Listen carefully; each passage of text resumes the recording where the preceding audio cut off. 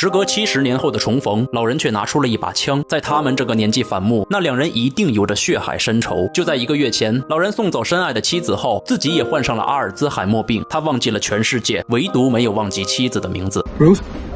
当然，还有那份刻进骨子里的仇恨。他是一名在奥斯维辛集中营幸存下来的犹太人，他曾立下誓言，要为被残害的家人报仇雪恨。可谁知耄耋之年却患上了老年痴呆。不过没关系，他有一位同命相连的好友已经帮他策划好了一切。有证据表明，战争结束之时，集中营里的一位军官为了逃避审判，盗用了已被处决犹太人的身份做了移民，用鲁迪的名字苟活在世上。朋友给他写下了一张清单，以便他的记忆被病症清空时，告诉他要去往哪里。老人拿起早已买好的车票，收下朋友为他准备的现金，偷偷溜出了养老院，在黑夜的掩护下，踏上了生命尽头的复仇之旅。在火车上，他怕自己忘记了使命，于是在手腕处写下了既得读信的标记。下车后，他坐上朋友安排好的出租车，司机按其交代把老人送到了武器店，这是他开始复仇的第一步。在店员的介绍下，老人挑选了一把适合自己的手枪，然后按照信中的指引入住到附近的一家酒店。干了1天的路，老人在泡澡的过程中不知不觉地睡着了，但等他再次醒过来的时候，他已经把复仇的事忘得一干二净了。刚打开房间的灯，他就看到了桌子上的手枪。老人有些惊愕，他不知家里为何会出现手枪。这时他突然看到手腕处的标记，读完整封信，他才记起自己正在复仇的路上，他的妻子也早已离世。第二天，老人通过信上的地址找到了鲁迪的家。他以老朋友的身份走进门，见到了一位正在看电视的老者。Are you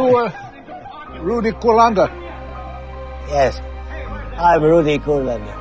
在确定了对方的身份之后，老人不慌不忙地掏出了手枪。他让鲁迪站到窗边，问他是否曾是一名德国士兵。鲁迪回答是的。老人又问他是否在奥斯维辛服役过。鲁迪摇头否定。他猜到老人是一名犹太人，并坚称自己那个时期在北非作战，并没有参与过任何残暴行动。说完，他还给老人拿出了证据，那正是他当年在北非时拍下的照片。回到酒店，他告诉朋友这不是他们要找的鲁迪，可朋友却说同一时期移民的鲁迪有4个人，这只是其中的一个。他鼓励老人继续下去，督促他一定要信守承诺。就这样，老人收拾好自己的东西，再一次踏上了复仇之旅。军火店里来了一位特殊的客人，老人已有90岁的高龄，且患有老年痴呆，但今天他要买一把手枪作为他将要复仇时的武器。他是一名犹太人，在好朋友的帮忙策划下，踏上了为当年被残害家人的复仇之旅。不过在半路上，他的麻烦就来了。仇人住的地方需要跨越边境，大巴已经开进了检查站，如果他的枪械被发现的话，就麻烦了。他向检察官出示了申报单还有身份证件，在他翻找护照的时候，检察官伸头盯住了他的手包，不过他并没有看见什么违禁物品。老人顺利通过了边境检查，而那把手枪就被他藏在座位上的衣服下。他要找的第2个鲁迪在养老院，虽然已是一位垂死的老人，但在仇恨的驱使下，他还是问了他同样的问题：你是不是鲁迪？到没到过奥斯维辛集中营？对此，鲁迪给出了肯定的回答。Yes. I was at Auschwitz. My whole family was murdered at Auschwitz. I'm so sorry.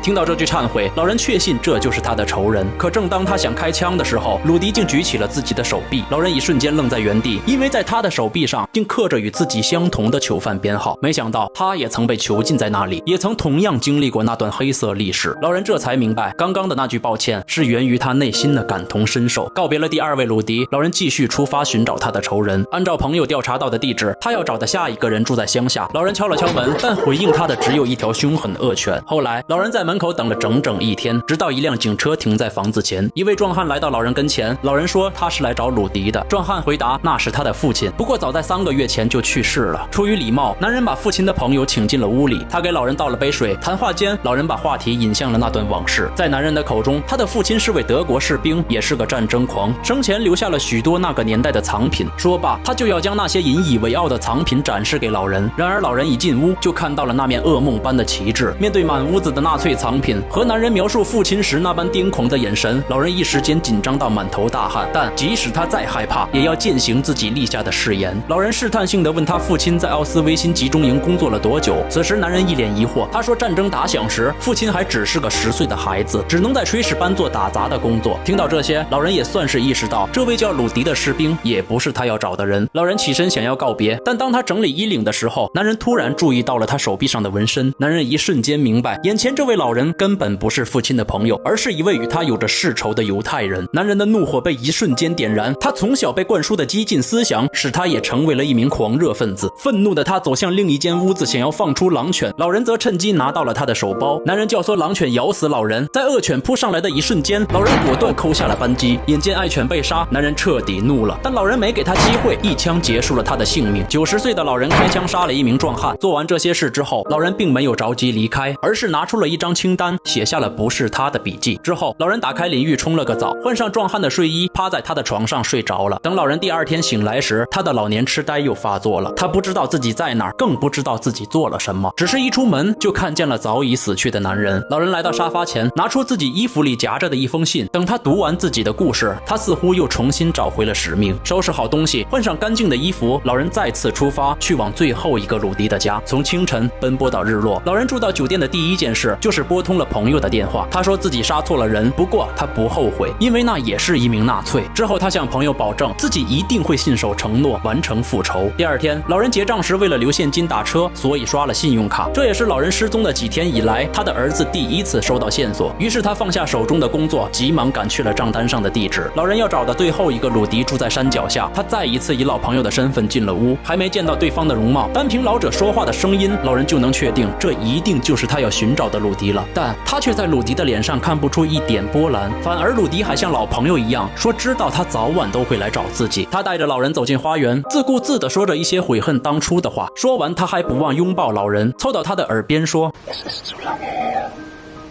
Wir sind jetzt alte Männer. Take your hands off me, Otto.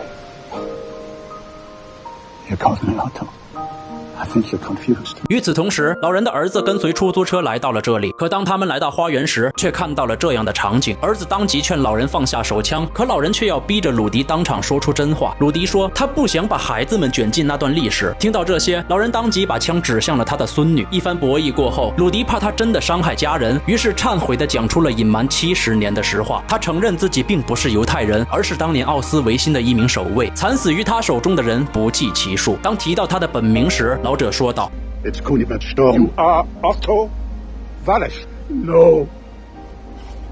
You are Otto Wallisch. You're lying. Huh.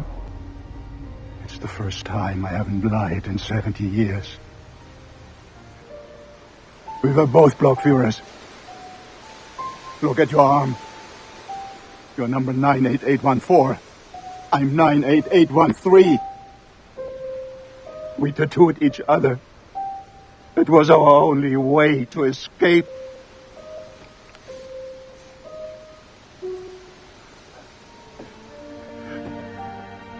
How could you forget? You took the name Zeth because it means wolf. You said we were wolves. Du hast gesagt, ja!最终，老人履行了誓言，杀掉了仇人。但他的话也让老人认清了自己，他终于从自己编织的谎言中清醒了过来。多年来，他把谎言信以为真，用伪身份塑造起了真良知，而这良知也让他无法接纳曾经的自己。到最后，他决然地朝自己开了一枪。其实，这一切的背后操纵者就是那个为老人写下复仇计划的朋友，他才是真正的奥斯维辛囚徒。在影片中，其实很多细节都暴露了老人士兵的身份，比如在接电话时，他会不自主地起立；睡觉前，他会把衣服叠放整齐；就连开枪时，准度也不减当年。同样，他也把谎言刻进了身体，胸口处纹着的6角星，那是象征着犹太人的标志。看到德国狼犬会害怕到发抖，因为在当年的集中营里，狼犬算得上是犹太人的噩梦。有些仇恨一辈子都会记得，就像有些仁慈应该一辈子被记住。愿世界和平。